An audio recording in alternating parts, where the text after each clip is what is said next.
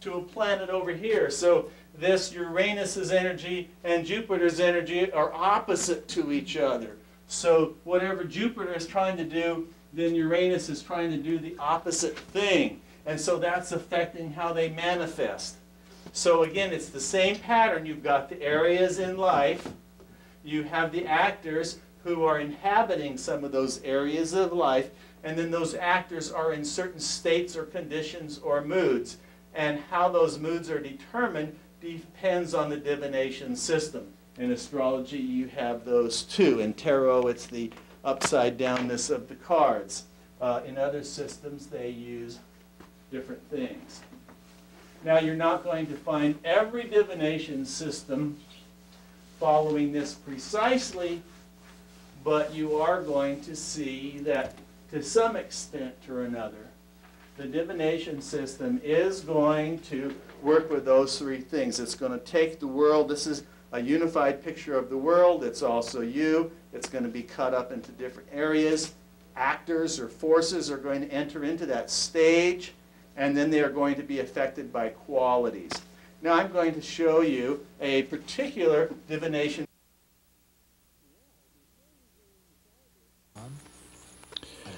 Well, before we go any farther, we need to stop this video and have you do something. I'm going to ask you to draw a town. That's right. Take a piece of paper like this, and on the paper, I want you to make a diagram of a town, imaginary town, your ideal town, whatever you'd like. This is not an art project, as you'll see, but actually a very interesting approach to understanding divination. And on this town, you are to include certain buildings, and they are these: a castle, a cemetery, a church, a factory, a prison, a railway station, a school, and a town hall. So those are the 8 items that you're to include and put anywhere you like. And then after you've made your drawing of the town, you can come back and play this video, continuing on, and you'll see me explaining to the students about the purpose of it and how we're going to use it in understanding divination.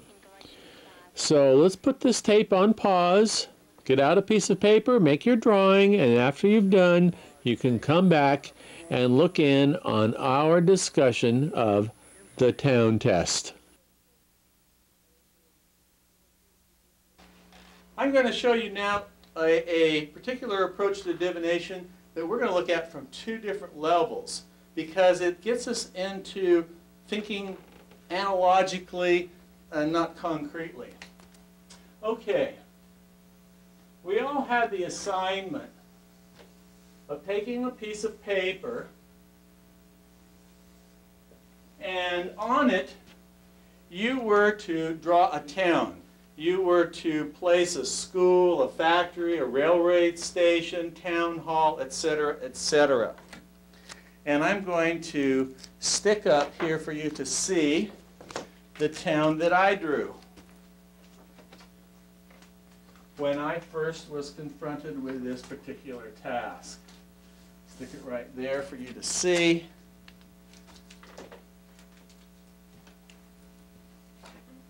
Oops. All the close it all the way, maybe so that it's just filling the frame. If you can't, that's all right, because I can do it in post afterwards. Okay. So you can give it a shot. Yeah, just keep going all the way. That's it. Okay. Now, here's my town. I added here in the middle, I added a little fountain just for the fun of it. Here's my castle. Here's the schoolyard. Here's the cemetery. Maybe you can see the little crosses. Here's the church with the prison attached to it. Here's town hall. I didn't quite get finished the dome, or it's faded out over the years. This drawing is 20-some years old. A village where people live. This is the factory, and the railway station is right there and is running off. And this is a Oh no, these were shops, and this is the factory, and the factory has a chute coming into the railway station. This is a track around it, and here's a little river going there. Okay, so I had done this, and when I presented it to my analyst, he looked at this and said, okay, first of all, what you need to know is that the town was the first mandala. And he showed me a picture of a Chinese, looks like a Chinese rug or Tibetan rug. It's a drawing of a town, and it's in the form of a mandala, meaning it's in this square structure. And a mandala is a design that's meant to suggest that the self and God and the universe are one and the same. And so look at divination spaces as mandalas, in that a divination space, a horoscope wheel, for example, a mandala saying, this is the world. The town, a mandala saying, this is the world. Now the way he cut up the space was a very classical way. He had me fold it in thirds this way to create 2 lines, and fold it in thirds this way to create 2 lines, so that I basically have a tic-tac-toe frame over the town. And he called these areas specific areas of life. This being the past, this being the present, and this being the future. Past, present, future. With time running like this, the way the mind tends to organize it. He called this area up here the area of heaven, the superconscious mind. This area here, the conscious mind. And this area down here, the instinctive mind. So we have the instinctive mind of the past, the instinctive mind of the future, or the future experienced instinctively, the future experienced from a superconscious point of view. Now what we have here is a divination system in which we have the areas of life, and then we have the actors. The actors in this case being in the form of buildings, where the buildings represent certain energies, you might say. The castle being, say, the energy of fantasy. The church being the energy of the religion. Prison being the energy of restriction and transformation and penitence. The cemetery being the energy of heritage and tradition and the things that we value from the past. Town hall being the energy of social relations, orderly society. The factory being the energy of work. The railway station being the energy of development, as in the West, where the West was one as they extended their railroad train into there. And the school being the energy of learning.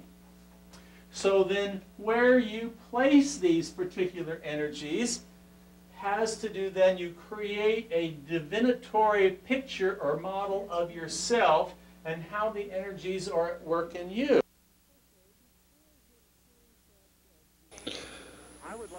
Okay, because this concept of the placement on the town is so important and plays a role in our understanding of the stage in which the divine play occurs, I want to take you to another class in which I was talking about essentially the same thing, but with regard to the grid over the town, I go into a little bit more detail and explain it a little bit differently. So let's go and look at that now.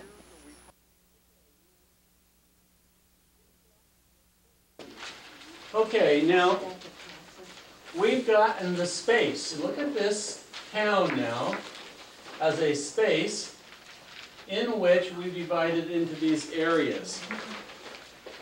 And I'd like you to consider that your town is actually a picture of yourself, or is in fact a mandala.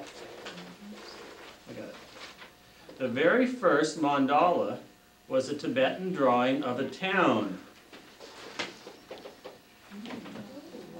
And so we're going to consider the town that you drew as actually a mirror of yourself, a self-portrait